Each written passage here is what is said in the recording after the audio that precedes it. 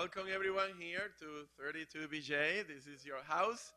It's a house where building service workers fight for good jobs, stronger communities, and today we're fighting for expanding democracy in New York City. I want to welcome,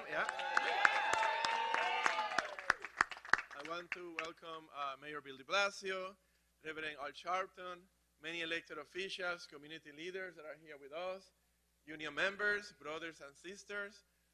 This is a very important day. It's important for us because next week, New Yorkers are going to be given the choice to support three measures, three proposals that will improve how our government represents them and the ability to influence our democracy and be active participants. Proposal number one will expand and improve on our existing system to match funds for candidates and will limit the amount of political contributions. We all are very familiar with the difficulty that a system relying on money to really propel candidates to office represents to ordinary New Yorkers and working people. So proposal one will make it easier, more accessible for candidates to run, to get more matching funds, and that also means a more vibrant democracy in which moneyed interests will not necessarily influence it to the extent that we have become so familiar, which has actually limited severely who is able to be considered eligible candidate to office. So we think it's a great measure for all New Yorkers. The second proposal that will be on the ballot will be a proposal to encourage and channel civic participation. We need more New Yorkers to take responsibility, hi Congresswoman, responsibility in government, to be actively making the decisions of government, whether it's budget and others, thereon, and for the voices to be heard. We think that is a unique opportunity for the city to continue to lead in a very creative way in this process, and I want to thank Mayor de Blasio for this creative idea, and I hope that we all will make it a reality so our city government can function more effectively. Number three is a decision to really present the opportunity for having term limits at community boards across the city. It's a very important measure because we need fresh ideas, we need new people, just like we have term limits in city government.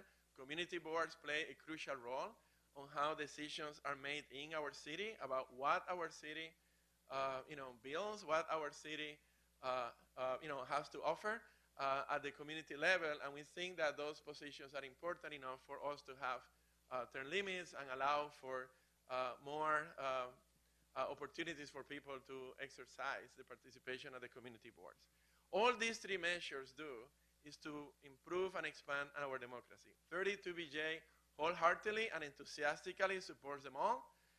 Again, we want to thank Mayor de Blasio for taking these initiatives. We think that we should win next week, and after that victory, after that victory, we will continue to think about other ways to making sure that New York is a participatory city where democracy flourishes for ordinary working people who are the vast majority of New Yorkers. One more thing that I want to say. We're also encouraging folks to sign this Democracy Yes, GOTV, Count on Me. The only thing standing between us and expanding democracy is making sure that all New Yorkers know about these three measures and that we volunteer to educate other New Yorkers when they are there at the ballot. Very often with proposals, they are less discussed, and this is absolutely important for us to do. So please fill this out.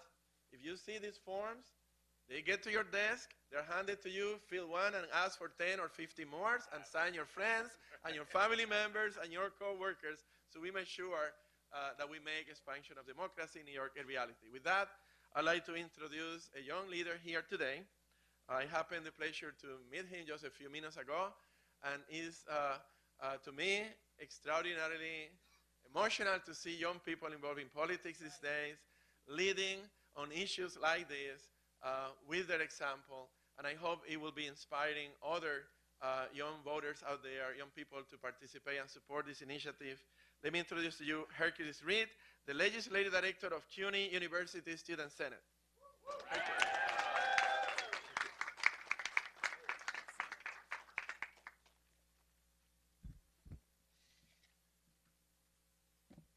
Good morning, New York. Good morning. My name is Hercules Emil Reed, and I am fired up to vote on Tuesday, November 6th. Yeah. But before I start, I want to say the most important part. Make sure to flip your ballot. It is a privilege and honor. Yeah, it's catchy, right? Flip. It is a privilege and honor to stand here and tell my story. I'm a New Yorker born and raised. The first time I voted was in 2012 when Obama was running for president for the second term. The next time I voted was in 2015 when I myself was running for student government president at New York City College of Technology. I am now the legislative director, thank you, for CUNY's University Student Senate. Young people like me are ready to lead. I saw it every day when I served as student government president at City Tech, and I see it now as I work with current leaders at CUNY. But when we consider running for office, we encounter barriers so difficult to overcome, many feel defeated. It is a Herculean task trying to get elected in the city. A friend of mine, who since I met him, has told me one day he's going to be president. He ran for public office in 2017. I served as his volunteer coordinator, and one thing that stuck out was how hard it was for him to raise money. Barriers to office are real, and a real big one is that not a lot of us know a ton of rich people. I witnessed firsthand how just if, my friend had more access to resources, his overall campaign would have been that much stronger. The reality is the old system may have once worked for some, but it definitely doesn't work now. For too long, we were plagued, disenfranchised, and discouraged by what many call the machine. What Mayor Bill de Blasio and the Charter Commission are seeking to accomplish is very timely for what is happening right here in America. There is a small window in life where young people believe change is possible. If the door is shut on them, they will never come back. It is important for us to get it right now.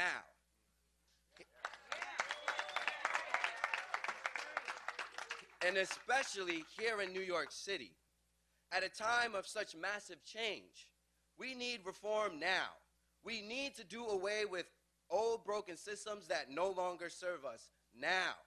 We need to vote yes, yes, and again yes on all three ballot questions. When it comes to what might be next for the future of politics, well, as many politicians say, who knows? But I know more doors will be open for people like me and the young people of our city if we pass all three ballot questions on Tuesday, November 6th. And now, it is my honor and privilege to introduce to you all the mayor of New York City, Bill de Blasio.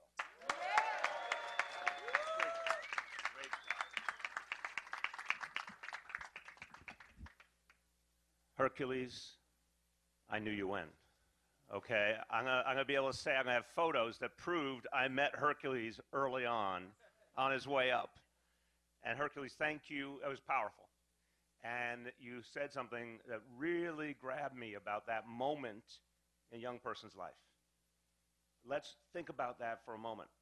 In the history of this country and all over the world, young people led the way to change. Young people have proven that democracy can work. And a lot of times, and we know it from our own history, some of the biggest mistakes in our country's history was young people who led the way to make those changes. The civil rights movement, those young people in the luncheonettes, those young people who went into schools, they led the charge, they took the risks, they encouraged everyone else to come forward. The young people led the movement to stop the Vietnam War. And we see it over and over again right to today. But Hercules, you're right. If what young people hear from everyone else around them is, wait your turn, that is not a way to create a healthier, stronger democracy. So our message needs to be the opposite. Our message needs to be, young people, come on over. We need you. We need your energy. We need your leadership. We need you to make this a better society. And that's what this is all about this Tuesday. Opening up the doors, making democracy work again, letting everyday people decide, not the wealthy, not the people who can write the big checks. Hercules said something really important. Most people don't know rich people. I'm not sure rich people want to know most of us. They've got their own world. But if you're ready to run for office and all you hear is, well, where's all the money? It's horrible. It's discouraging. But imagine for a moment if all the money you needed was from your neighbors, from your friends, from your fellow students, from the people you worked with. Because there was actually a system that rewarded the everyday people who get involved. Not the wealthy, not the powerful, but everyday people. Imagine if the system was not rigged against everyday people, but actually strengthened the hand of everyday New Yorkers so we could lead our own city. That's what this is about. And it's a powerful moment. Now, I want to thank everyone who's here. This coalition is extraordinary, it's powerful, it's energetic, it's going to reach every corner of this city. I want to thank our wonderful host, everyone at 32BJ SEIU. President Hector Figueroa, thank you for being one of the great progressive voices in this city. We thank you. Didn't he sound like an organizer there when he said, you guys sign up 10 or 15 more people? I'm like, once an organizer, always an organizer. Thank you to everyone at 32BJ.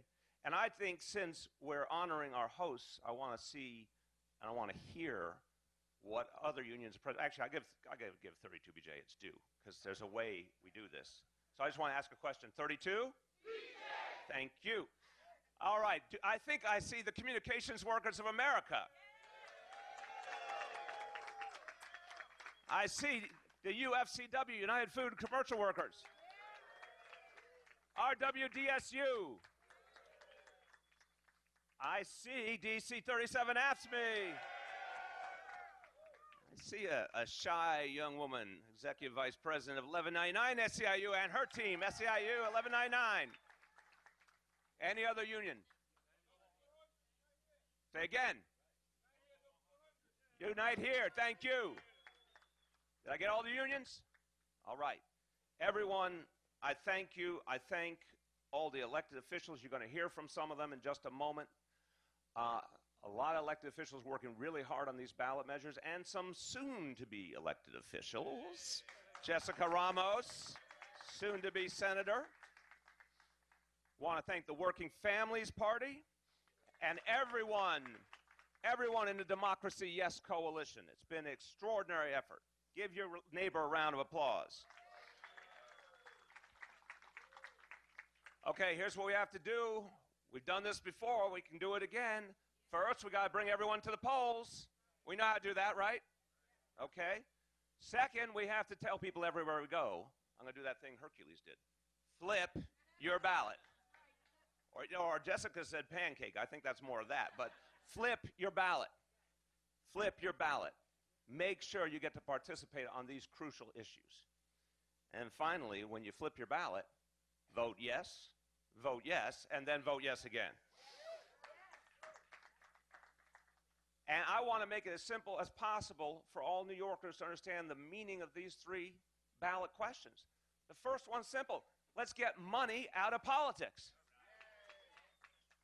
Reduce the amount the big donors can spend and reward everyday people who make those small donations so that a candidate can literally run for office on the strength of small everyday donations alone. Does that sound good to you? Second, question two, I summarize it this way. Let's get people participating in their community again and do something really exciting. Let people decide for themselves where some of their own taxpayer money goes. I think that's going to energize people, directly voting on where their money goes and how it'll serve their community. Question three, Community boards, the most grassroots form of democracy. But if the door is not open, that's not democracy. Community boards have to be for everyone. Every community, every background, young, old, everyone needs a chance to serve. Term limits for community boards is simply a way of saying, let's give everyone a chance to participate. We believe in that, don't we? So that is what democracy looks like. And all we got to do now is get the word out, get people to the vote, get people to the polls, and remind them there's one thing they have to do when they get there. What they got to do? Flip the ballot is correct. All right, everyone, people here in this room have been part of so many extraordinary efforts for social change, have made this city a better place, a more inclusive place, a more democratic place, and this country as well. But we would have with us someone who has been one of the preeminent leaders in the fight for civil rights all over this country. And one thing I want to express my deep appreciation to Reverend Sharpton for is he never gives up. And he's seen victories and defeats, but he understands we keep coming back to make things better and better and better. And we have a chance to create something here in New York City that the entire nation will then have an opportunity to emulate, making our democracy work for everyone. My honor to represent Reverend Al Sharpton.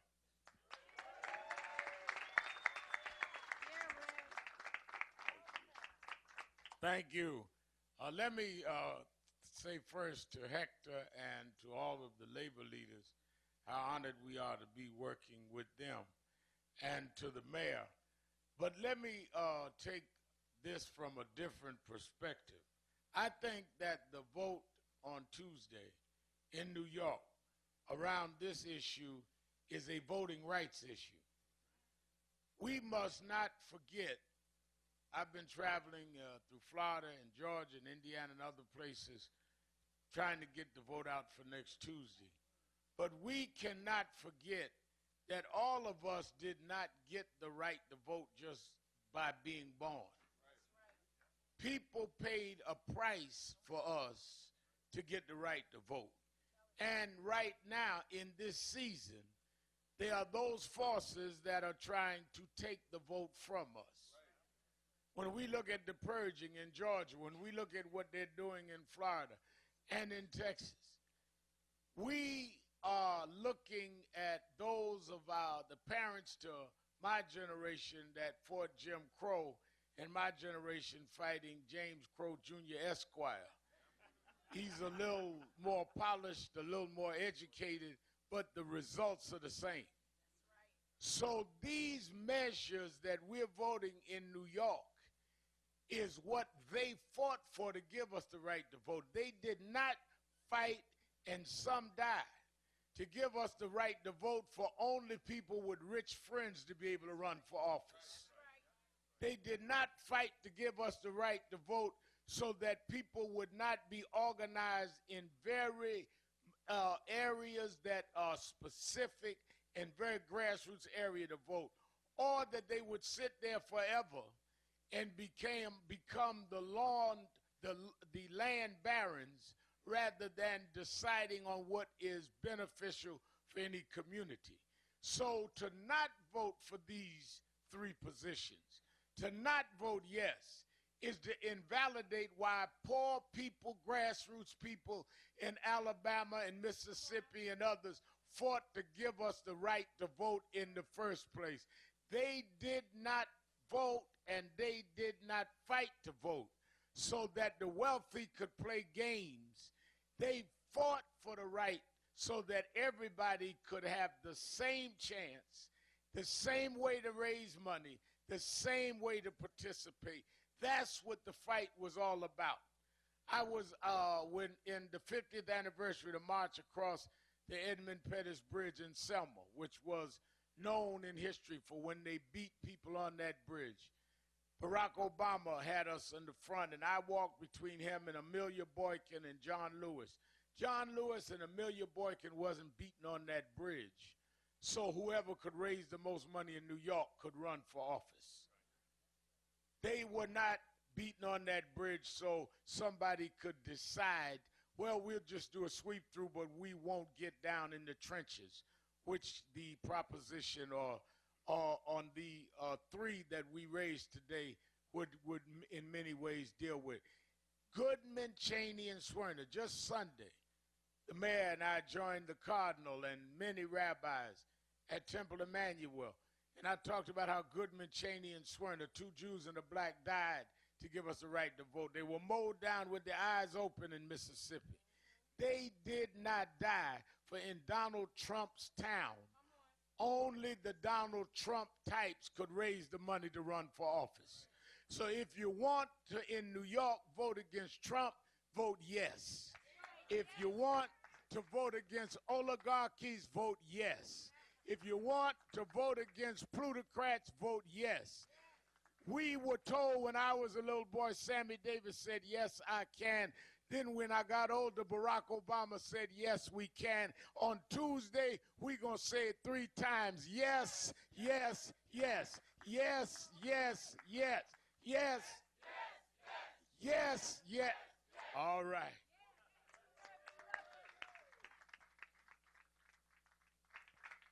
Thank you so much, Rev.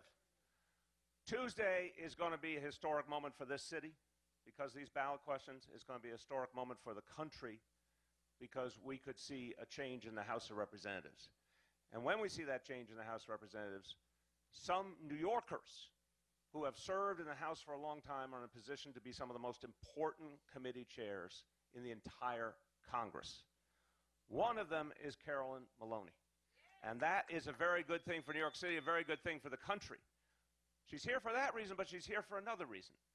Because when New York City started down the path of campaign finance reform, when it wasn't easy, when it was in many ways a very new idea, Carolyn Maloney was in the city council, and she led the way. And she started the kinds of reforms that have helped us to have a better system than many other places, but a system that we know today still needs to take this next big step with the yes vote on Tuesday. But we thought it was important for you to hear from the leader who got the ball rolling, then council member, now Congress member, Carolyn Maloney.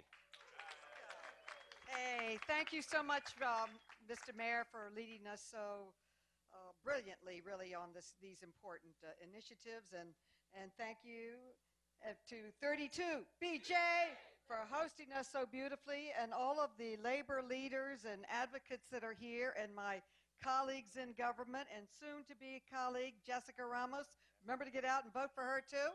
And Reverend Al, always a pleasure. And I was with him when he went over that bridge with the 50th anniversary. He's been a great spokesperson for human rights and civil rights, and he's inspiring. I'm here really today to speak about the importance of the first question, which is campaign finance reform. And its purpose is to take dark money or special interest money out of campaigns. And if you ever questioned whether or not they have huge influence, just look at the NRA and how they've been able to stifle any common sense gun safety reforms on the federal level. So it's important to limit that influence. At the same time, it then increases the influence of New Yorkers' voices by increasing the match. It basically cuts the contribution level in half and then increases the match from $6 to $8 so that more working people, educators, advocates, union leaders, carpenters, Indian chiefs, whatever, can run for office that don't traditionally have a lot of rich friends, as the mayor said, to finance their campaigns. So it's a very, very important initiative. It's number one, and it's personally very important to me. The first bill that I introduced when I went to the city council was campaign finance reform. And I used to be the lobbyist for Common Cause in Albany, and our goal was to pass campaign finance reform on the state level. We never passed anything. To this day, they have not passed anything in the state legislature on campaign finance. But when it passed, it was called the toughest and best in the nation. And since then, the mayor and the city council have increased it and strengthened it. And this proposal will strengthen it even more. It's a yes vote for democracy, for participation. Vote for yourself. Get out and vote for it. And let's all get out and get a Democratic Congress and these initiatives passed. Thank you. We'll take both. You know, there have been some leaders in the city council who helped to lead the way on a host of reforms, and one of the ones that's been most exciting is community participatory budgeting. Now, I will just say I had never heard of it, I had never experienced it until I, for the first time, went and voted in my own district and saw the power of getting to decide as a citizen between different things that might help my community and getting to say, this is actually what I think is most important, and seeing my own taxpayer dollars going to something that I cared about because a lot of my fellow residents and I agreed this is what we needed for our community. It's a whole different approach to democracy, and it's going to engage people. It's going to bring out a lot of people who are not yet involved. Before I bring up Brad Lander, who's really been one of the great leaders of that effort, I just want to give you one fact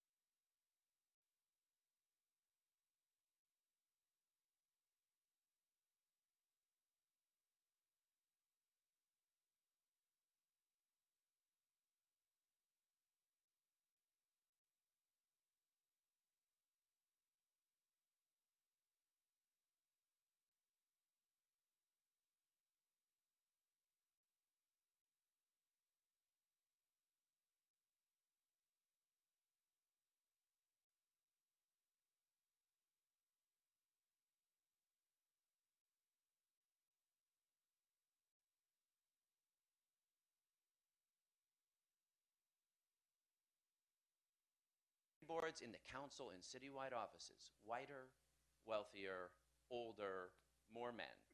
That's who's got the position. And what we gotta do at this moment is let go a little, open things up, and invite the gorgeous diversity we are seeing here into our democracy, hoarding the positions we have. That is how democracies die. Bringing in new voices, breathing new life into our democracy, voting yes, yes, yes on this ballot is how we make sure New York City's democracy lives. Thank you. All right. Thank you, Brad. I'm going to call forward someone I've known for a long time, Dinora Getachew, and she is part of an extraordinary effort to reach and empower young people. Because this cannot just be lip service. This takes real organizing, real work to reach young people, to ensure that they know every form of participation, every way to register, every way their voices can be heard, and put them on that path of leadership. It's true that if we don't do that consciously, it won't happen, and a lot of young people will feel discouraged. But I want to thank Dinora and everyone at Generation Citizen for the extraordinary work they're doing to change that situation once and for all. Dinora Getachew. Thank you. Good to see you. Thank you, Mr. Mayor, and all of the labor leaders who are here today for really talking about how we bring democracy front and center in New York City. I am Dinora Getachew, the New York City Executive Director of Generation Citizen. We focus on educating and empowering the next generation, more importantly, the present generation, to take their seat in democracy. We get civics education back in the classrooms in an action-oriented way so that it, with all due respect to us, it isn't Schoolhouse Rock, a bill on Capitol Hill, and memorizing random government facts. We empower them to understand local change in their communities, and they're showing up, they're standing up, and they're ready to take their place in democracy. But the reality is we haven't given them the seat. So Generation Citizen is proud to endorse all three proposals and tell our young people to vote yes, yes, and yes again, because if we don't make democracy a full contact sport, if we arm them with the education, the knowledge, the skills, but we don't let them play on the team, then we failed our young people. We work with students in schools, we work with college students to get them to understand how democracy is relevant to their lives. And I have young people like Kenneth Lee who applied to be on the Brooklyn Community Board. He realized he could make his voice heard, and yet when he applied, he never heard back. And so when I told Kenneth Lee about this ballot proposal, he said, yes, I'm gonna vote yes enthusiastically on ballot proposal 3, because if we don't have term limits for community boards, we will ask our young people to show up in local government, but not allow them to be there. They need a transparent process. They need to understand that on local decisions, right, our young people care about many things in our classrooms: affordable housing, gentrification, sexual assault, education policy. Those decisions are made at the community board table, the most grassroots form of our local government. And if we're not allowing young people, 16 and 17-year-olds in particular, who are eligible to serve on community boards under state law, if we don't allow them a seat at the table, then why are we asking them to show up? We have to empower our young people. We have to give them a voice. We have to make sure their voices are heard. For better or worse, I call myself a millennial adjacent, so I'm not a millennial. I want to be in my heart. But the millennials and the Generation Z are the present and the future of our democracy. They are the new American majority, and if we don't let them show up at the table, we are not going to have a democracy that reflects our society, and so we have to give them that seat at the table. These three ballot referendum allow New Yorkers, and especially our young people, to show up, to make their voices heard, and to claim their rightful position so that this full contact sport of democracy can continue for the years ahead. So I encourage everybody to support the proposals. Well done. Thank you to Nora. Another leader who has made it a point of passion to work for reform in our democratic process for so much of his life now as a council member. I also want to really shout him out for his extraordinary work opening up the voter registration process with this crazy new invention of his called the internet, allowing people to go online and get a voter registration form. Pretty amazing concept, and use that to register to vote. Ben Kalos led the way on that, and he has been one of the biggest voices for reforming our democracy through the City Council. My pleasure to introduce Council Member Ben Kalos. Thank you, brother. New Yorkers have a chance on November 6th to vote big money out of politics, to bring vote again yes to bring participatory budgeting citywide, and vote yes a third time to bring term limits to every level of city government. Now, I can tell you as a council member, there's been a little bit of pushback about how we should have done this. And I just want to clear things up for the record.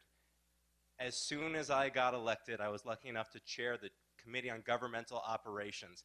And you better believe that question 1 and question 3 were on the top of my agenda. I actually used my power to force a hearing on both bills, on getting a full public matching system very similar to what is on the ballot on November 6th. We even got to 32 sponsors. We had the support of our mayor, as we do today, and somehow we didn't have the support to pass either measure out of the city council. And I can tell you that despite working with many of my colleagues around me right now to elect the most progressive people, I can tell you I still don't know whether or not I still have the support. Our full public matching bill has 30 sponsors as of today. That's enough to pass the council, but we haven't passed it yet. But what I can say is we had a hero in our mayor, Bill de Blasio, who called a charter revision commission in January. He said, this is what we're going to do. It gave me time to prepare. Community Board 8 actually convened a charter revision commission. And then the first hearings, they met in April. The first hearings were in May, then June, then July, then August, finally in September. And I got to participate at every single step of the way. They had hearings in all 5 boroughs. They did it online by Twitter. They did it by phone. And in all honesty, at that 9-month process, that's actually longer than the legislative session in Albany. And that is more consideration than most legislation gets in the city council. And it's true. And so I want to thank every single New Yorker who came out and made their voices heard. I want to thank a charter revision commission that actually heard the voices of New Yorkers.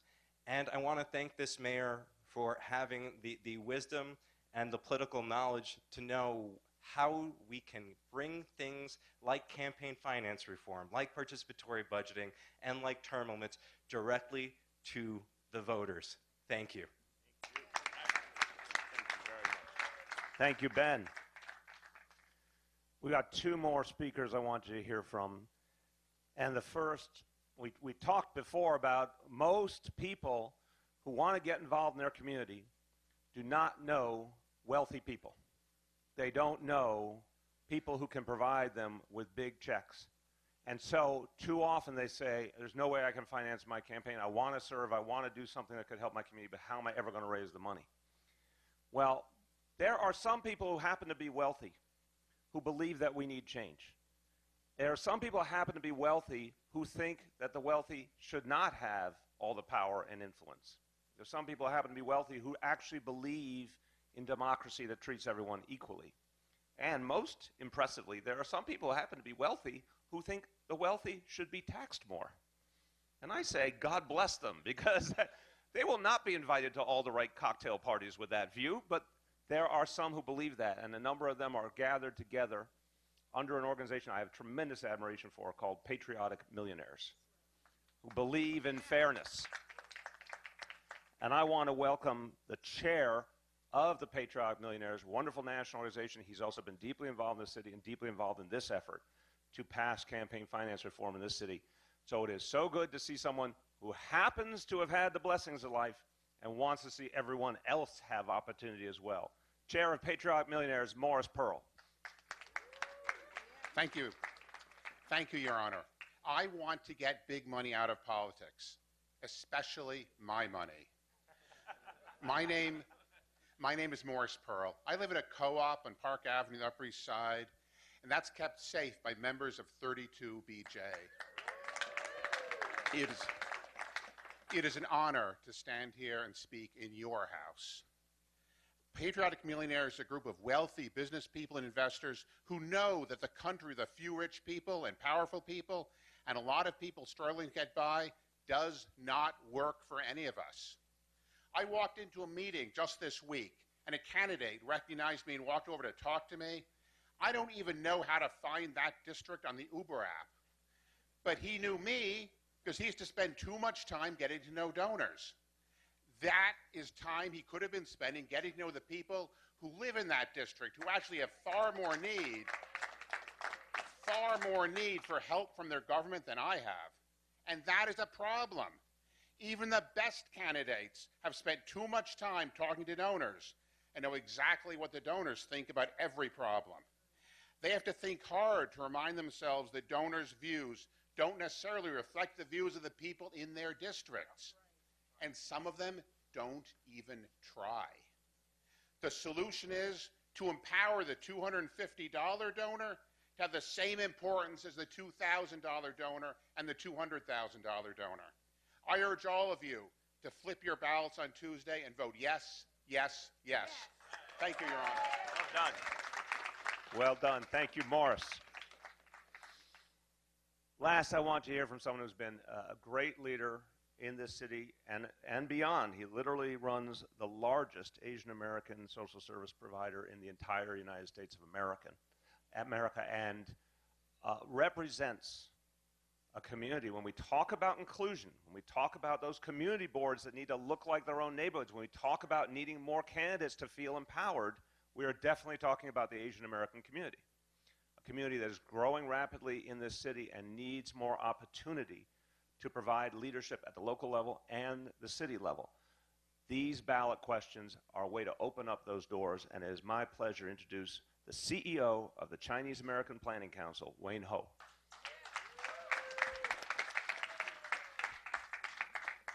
So I'm the last speaker, so I'll keep this nice and short.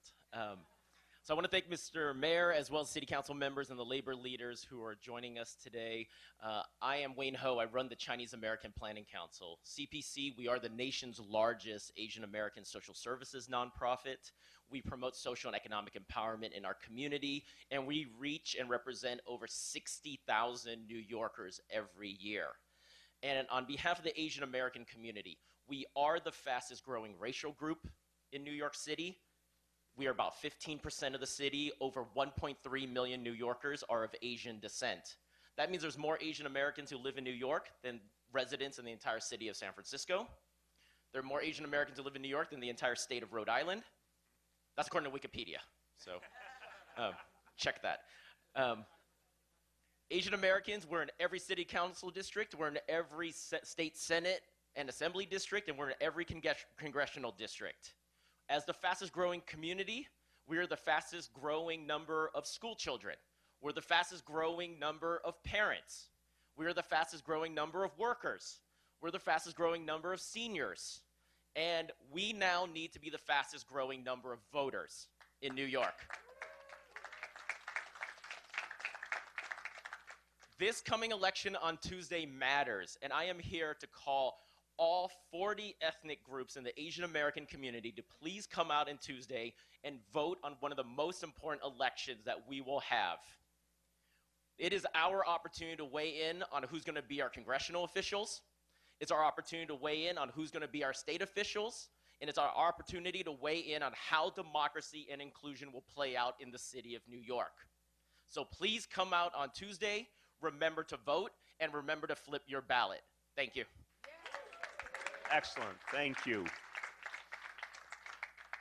All right, let's hear some questions from the media on the ballot measures that are up on the ballot on Tuesday. Questions on the ballot measures? Yes.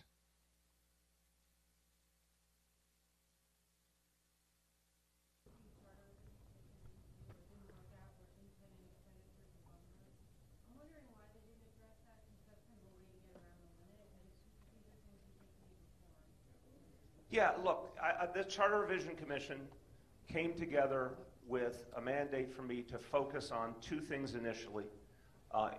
Strengthening our campaign finance system, getting money out of politics in our candidate elections and through our campaign finance system. And then secondly, finding ways to improve the outreach to people around elections. Because there's obviously been tremendous frustrations related to the Board of Elections. So things like better translation services, better notification about elections and where poll sites are through the Civic Engagement Commission. The Charter Revision Commission then went and considered a whole host of other ideas and put some of its own brand new thoughts into action on the ballot. But it was explicit that they also saw a number of big issues that needed to be considered going forward. And so I think there are grounds for additional work through future charter revision commissions. Obviously, the City Council also has a very extensive charter commission underway right now. So yes, I think it's absolutely true. We've got to treat bigger issues like independent expenditures. Obviously, things like different forms of voting, like ranked choice voting, are something we need to talk about and make decisions about. But I would say, thankfully, in our city elections, independent expenditures have been a fairly minor factor to date. I think the real question, practically for New Yorkers, is improving our current system of campaign finance and making it more inclusive. Yes, sir. Yeah, please. So I would also add, on independent expenditures and bundling, the City Council, signed by the mayor, has taken significant steps forward to strengthen New York City's system. So I prime-sponsored a law that we passed and the mayor signed that makes New York City have the strongest on-communication disclosure requirements for independent expenditures of any city in the country. Top 3 donors listed on the mail, on the ads, on the TV. Strongest in the country, and there was a great article in the Times that spoke to the way that that has really worked very effectively. And I'm actually working on legislation that would apply our doing business restrictions to independent expenditure contributions as well. I think we'll be able to make real progress through legislation that we did not necessarily need the Charter Revision Commission to do. And on bundling, it was Ben's law. So let me ask him. Ben's law, I like that. One of the big reforms we pushed through last year was previously the money that was bundled by lobbyists or those doing business with the city would be matched. We changed the law so it would no longer be matched. And as Councilmember Lander referred to, we're looking at the independent expenditures based on recent Supreme Court decisions. Roberts has made indications that he doesn't think Citizens United goes as far as people think it does. And so I know that we're working with our current public advocate, Tish James, on legislation relating to foreign money in city elections. And we're also seeing how far we can go, whether it's just the doing businesses Councilmember Lander is focused on, or all of them. There's other jurisdictions that have limited independent expenditures, and that is something we are focused on. But I guess the last piece is just, this is a focus on how candidates spend their time and who they take direct money from. And I want a system where candidates can go out and get $100 or $10 and not ever have to take that big money, because I think that has a bigger impact than any independent expenditure. That's right. I agree with that. Yeah.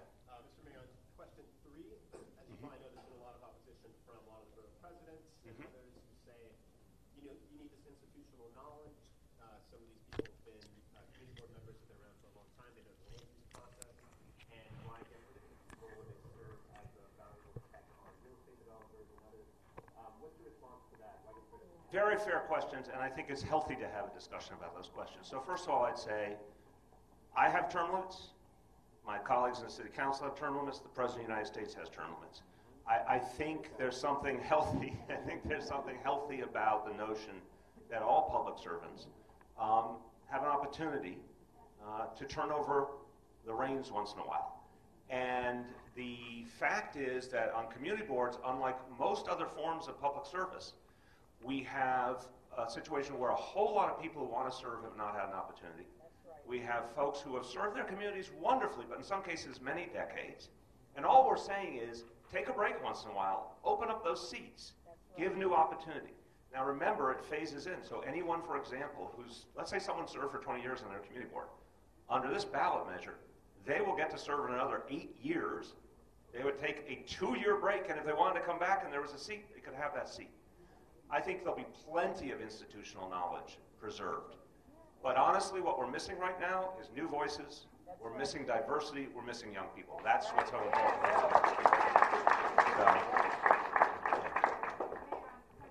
There's been some opposition as well from people who have noted that you or a future mayor would appoint the majority of the members of the commission, as well as hiring executive directors. Right. Do you have any concern that that would give too much power over a commission that oversees important things like ballot language access and such? Does that give too much power? No, I think this is about, first of all, ensuring that it's an effective commission that can actually get things done. So you still have a board of elections that'll be administering the election process. I hope we can improve the board of elections separately And there's legislation in Albany that would professionalize the Board of Elections and I think help us have a much more efficient board. But what the idea of the Civic Engagement Commission is to do all sorts of other things that are not being done now. For example, and I'll see if people here agree with this statement, translation services aren't working right now in our election process.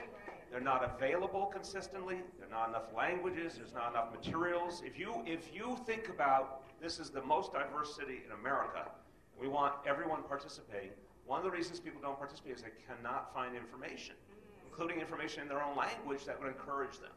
So that's a powerful reason why we need not only a commission, but one that's organized effectively. What we're talking about in terms of the participatory budgeting process, something I think is going to be very, very exciting and inclusive. These things have to work, and I think the way this is structured, there's other elected officials who name the board, there'll be oversight, and there'll be obviously different voices.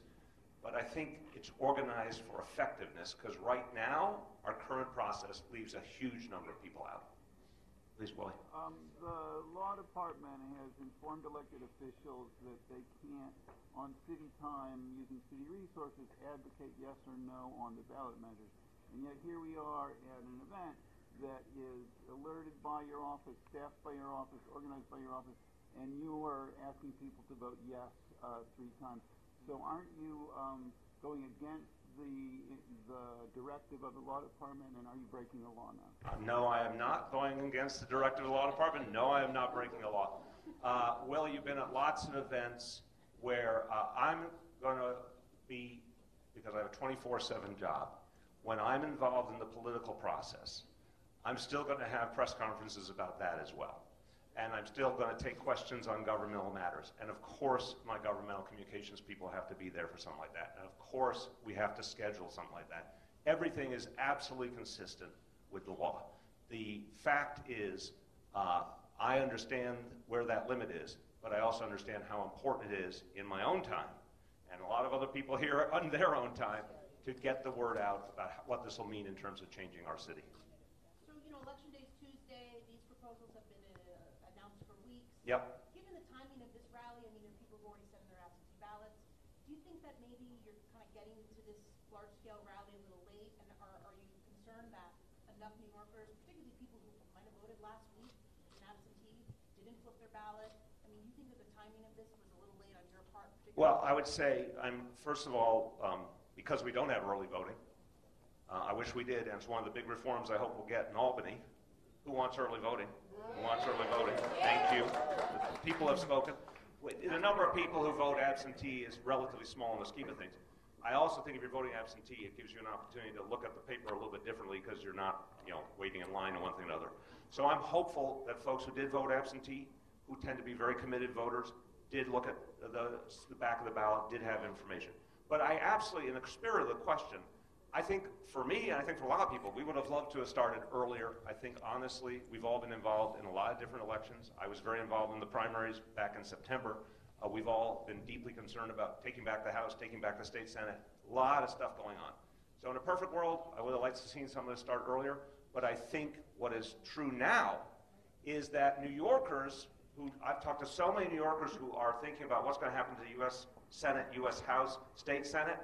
But now they're also saying, oh, wait a minute, I'm voting myself on Tuesday in my own city, in my own state. I've got to figure out what's on the ballot now. I've got to make decisions. So this is the time that people are finally focusing on their own ballot. Just to follow up, the primary was September 13th, so that was more than a month ago. Couldn't there have been some... Again, I've spoken to it. I would have liked to have seen some things happen earlier, but I also think there's been an extraordinary level of activity going on so many different types of elections. I think the word is getting out. I'm a reporter with China Press, so my question will be more related to Asian community. I have 2 questions. So first of all, do you have the number? How many Chinese voters participated in the ballot collections in the previous years? So the second question is, since the Manhattan Detention Center and also the specialized crisis war test has raised many concerns and voices in Chinese community, also Asian community. So it is possible to put those questions on the ballot question as well to let more people participate. On the first question, I don't know the exact number, but to the point that Wayne was making, we know there's underrepresentation across all communities in terms of voting, But clearly, in the Asian community, there's tremendous room for a lot more participation and a lot more opportunities to serve leadership. We can try and get you the numbers, but I know for a fact there's a lot of people who have not been participating. We want to encourage them to. On the second point, look, what we tend to do in this city on the charter revision process is more about structural questions of how government is organized, not so much issue by issue. The issue by issue work has to go through a legislative process, and in this case, it's a process that has to go through the state legislature. So the specialized schools, one of the things that we knew we were doing by putting out the proposal last year was sparking a whole lot of debate. There's been a tremendous amount of debate. I think it's been very good. Now that will go into the legislative session in Albany, and that will still be months, where there'll be more opportunity to debate and figure out a plan that works. So that's where it will be handled. Yes? On the legality of kind of government resources going forward, someone forwarded me an email from the Department of Cultural Affairs that describes the Civic Engagement Commission as something that will, quote, enhance civic participation, promote civic trust, and strengthen democracy in New York City. And I wonder if you don't think that language is meant to influence people's opinion of what that proposal is. I haven't seen the item you're referring to. I'm happy to look at it. But again, all agencies were advised by the law department about what's appropriate. And the one thing that was the coin of the realm was to reflect the language of the Charter Revision Commission itself, which of course was a government body, and put out the question for people to decide. So that, again, I have not seen that specific one. But what you've seen consistently from the city of New York, from the government, is vote and flip your ballot. And here's what the topics are. It's up for the people to decide. That's right. Let me see if there's anything else on the charter revision. Yes? A little louder, I'm sorry? So the city council has a panelist on charter. Yes. No, it's respectfully, it's not rivaling. It was done explicitly to follow after it. They're two different tracks, and there's been a whole lot of communication. In fact, we have members on that commission.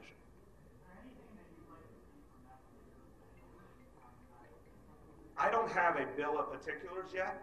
I think there are a lot of really important issues to discuss. And I mentioned there was a very vibrant discussion in this Charter Revision Commission, for example, about ranked choice voting. For me, the jury's still out on ranked choice voting. I grew up with it in Massachusetts. I think it has strengths and I think it has weaknesses. And I'd sure like to see a lot more research on it. But there's a lot of people who believe it might be very beneficial in New York City. That's the kind of thing that deserves a really thorough airing of all the facts. That might be one of the examples of something that they should look at. But I don't have a bill of particulars. We want to get through this process and then we'll look at that one. Yes?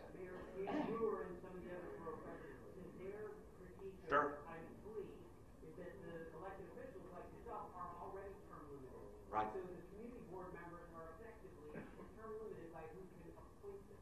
So is that a necessary area? No, that's, I'll start, and I know Brad has a passionate view on this, and remember, we've followed each other in the city council. That's honestly not how it works.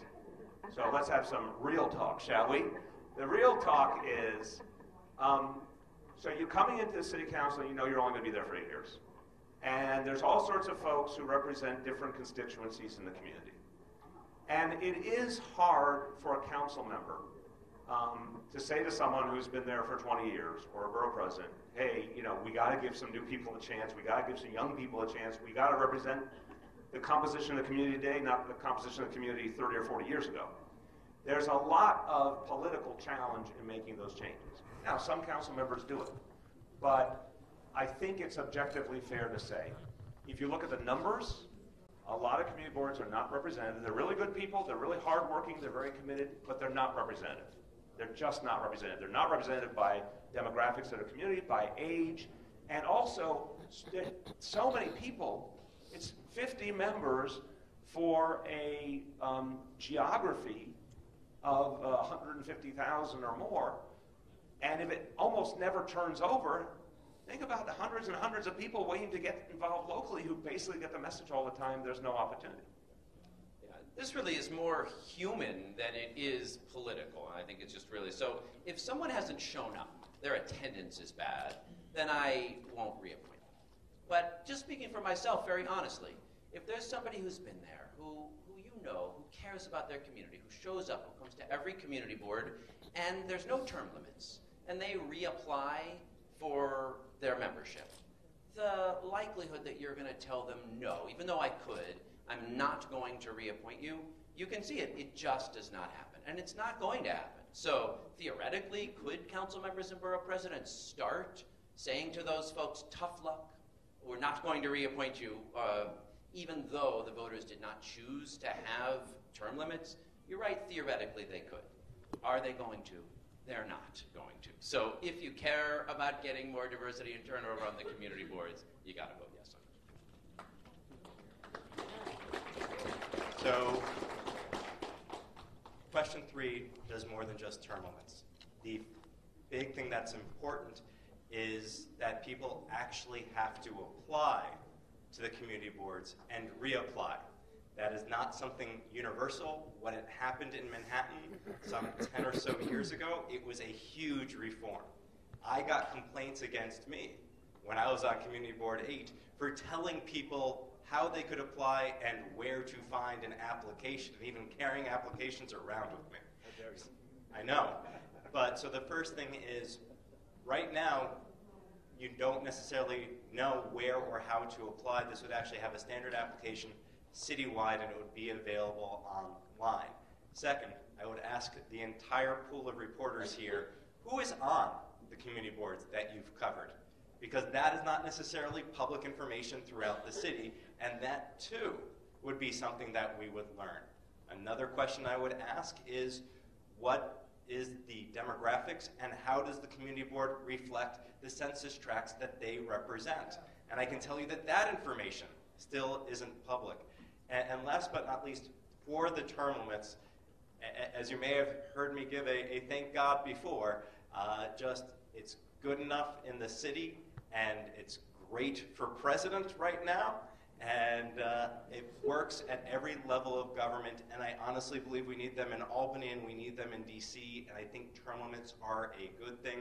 That being said, I'm one of those folks who has told people, I'm sorry, your time has come, you must come off the community board, you stop showing up to meetings. I've been threatened politically, I've been threatened physically. And some of those people go to my synagogue, and I have really awful Yom Kippurs every year while they stare me down.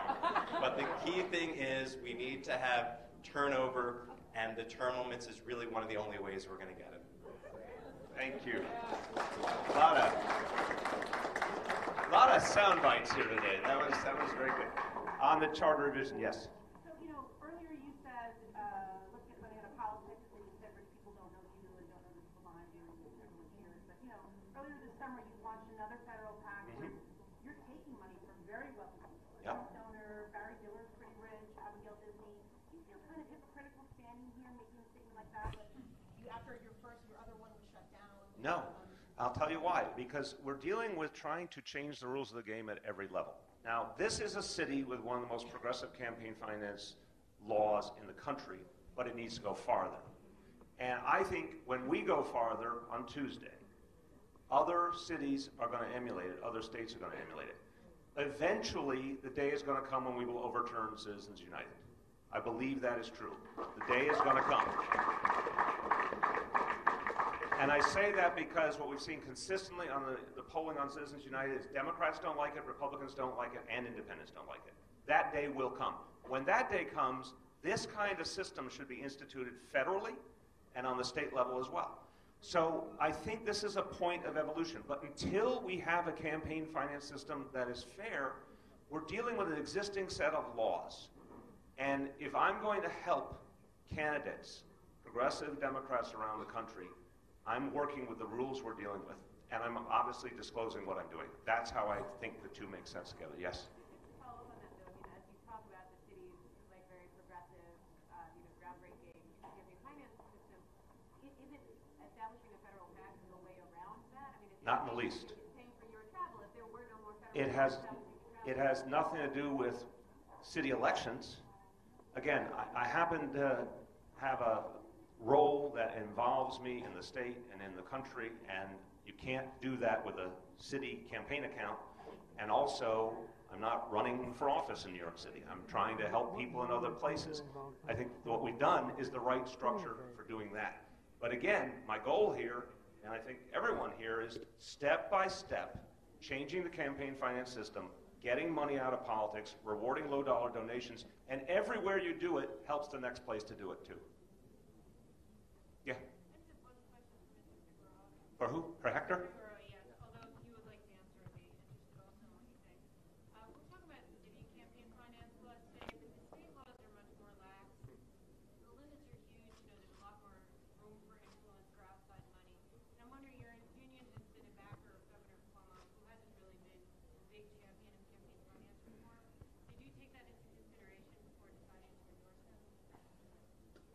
The endorsement of the governor is made by the members of the union based on his record, just like that of the mayor or council members.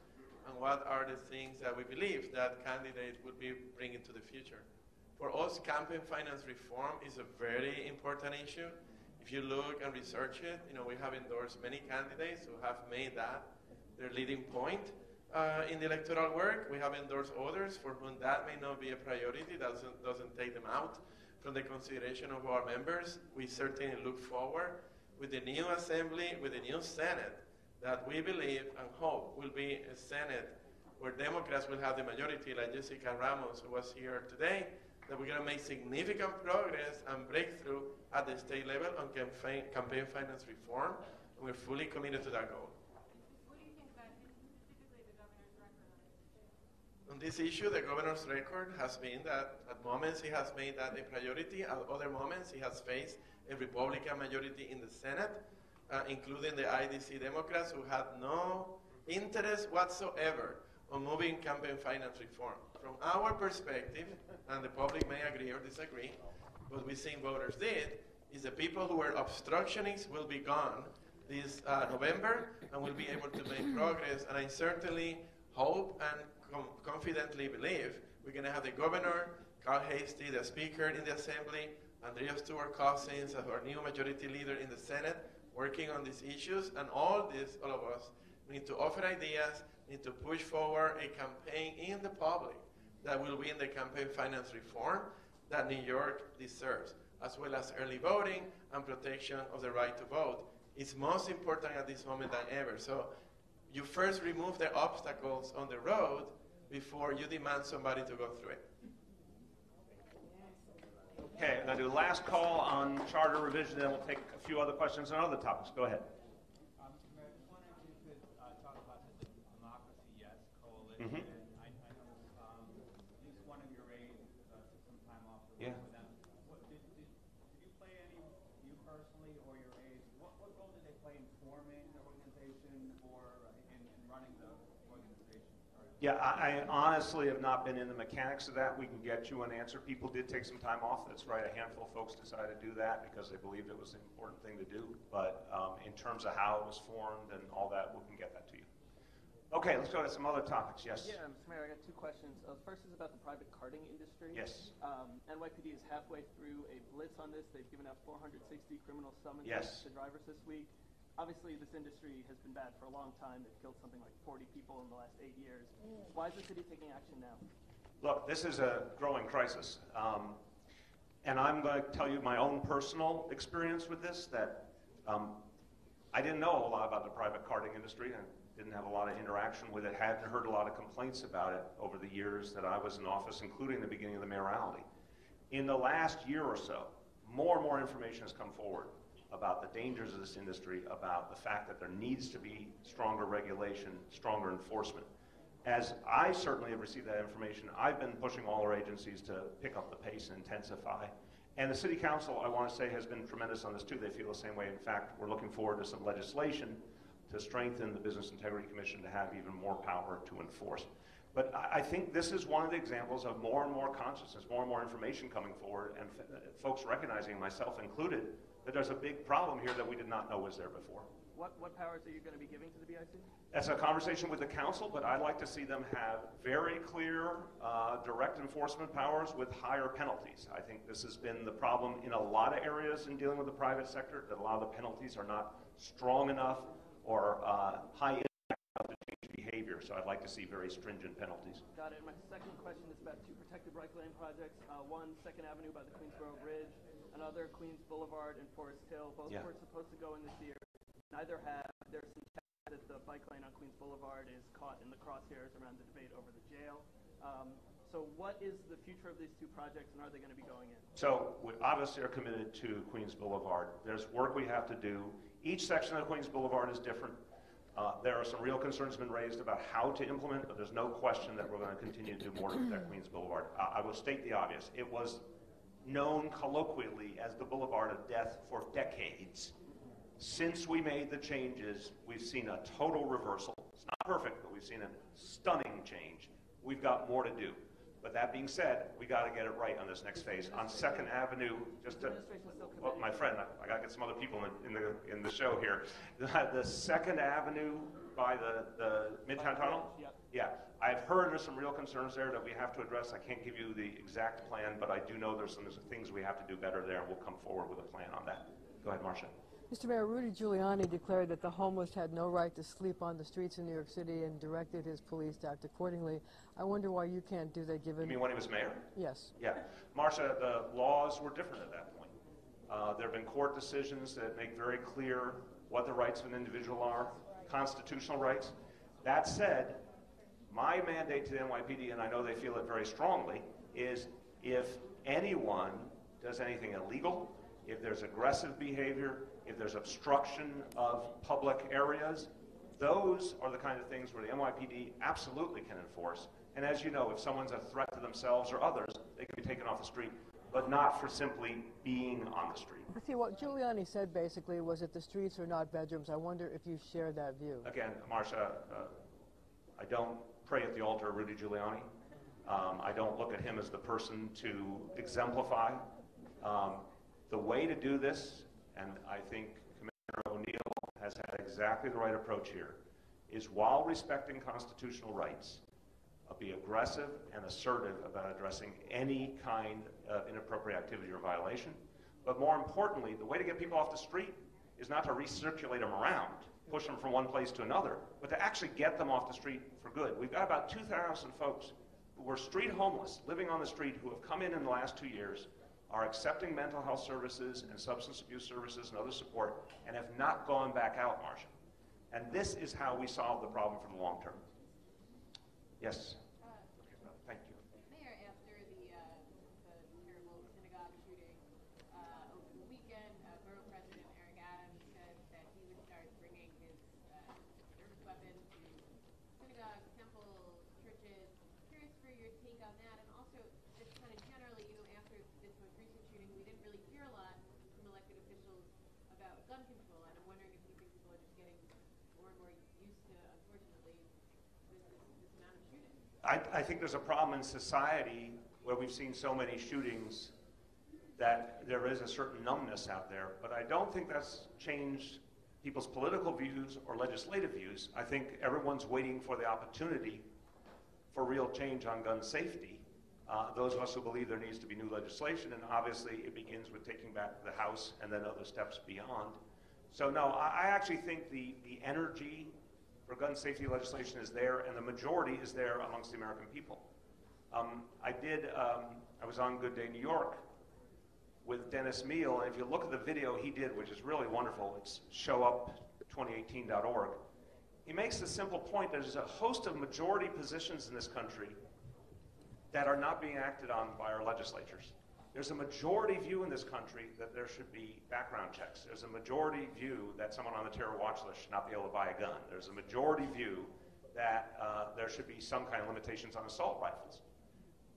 Someday that majority is going to win the day. So I don't think any of that's gone away. On the first part, I have a lot of respect for Eric Adams. I worked really, really closely with him. But I just want to say, factually, I asked Commissioner O'Neill this point blank just to check my facts.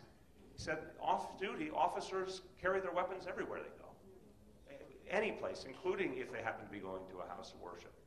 But the thing I have to say is that what the president said made no sense to me, suggesting that the synagogue in Pittsburgh should have had armed guards and almost blaming the victim. It can't be our goal for America that the only way we can allow people to worship is if they have armed guards. That's not America. That's not what we aspire to. We got to do better than that. Way back.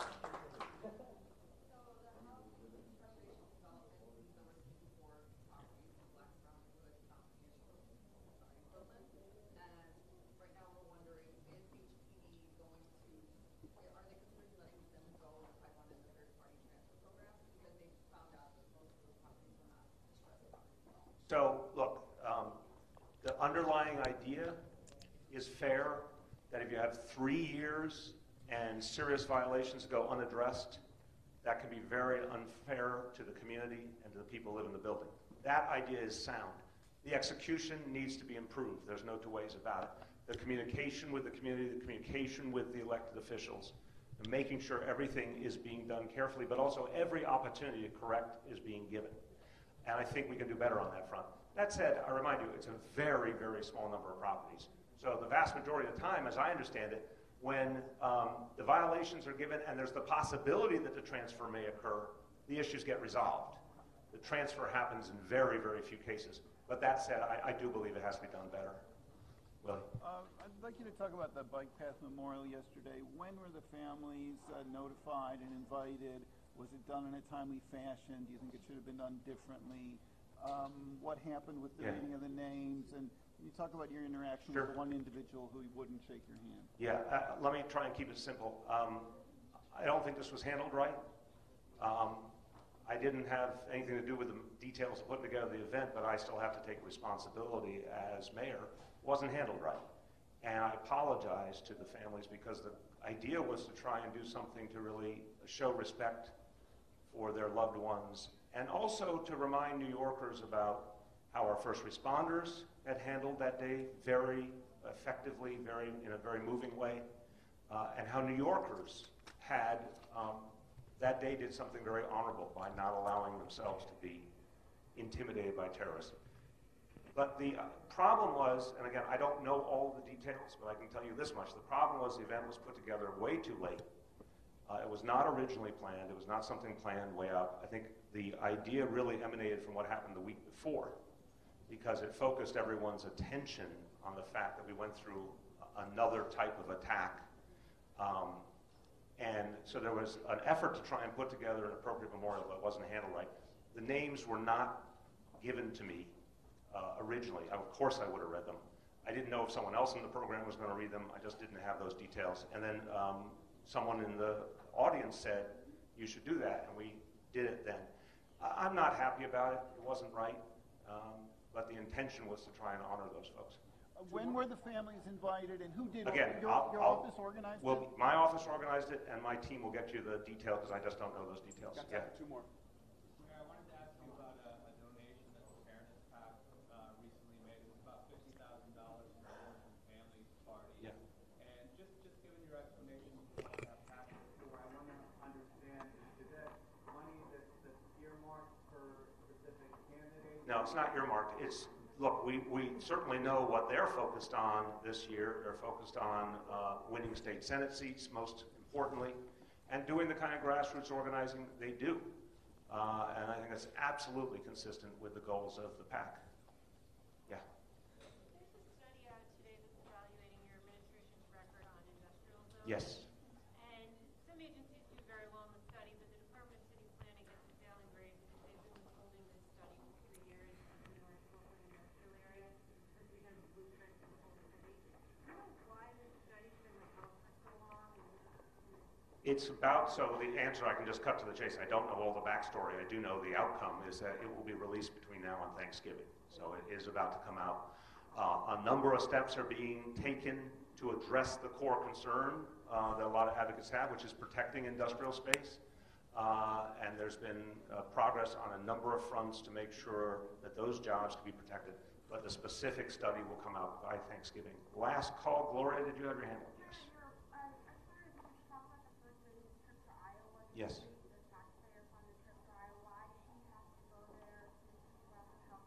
It's a split trip, to the best of my understanding. The team can get you the details. The piece that is governmental is consistent with everything she has been doing around the country on mental health. And the idea of this is really straightforward.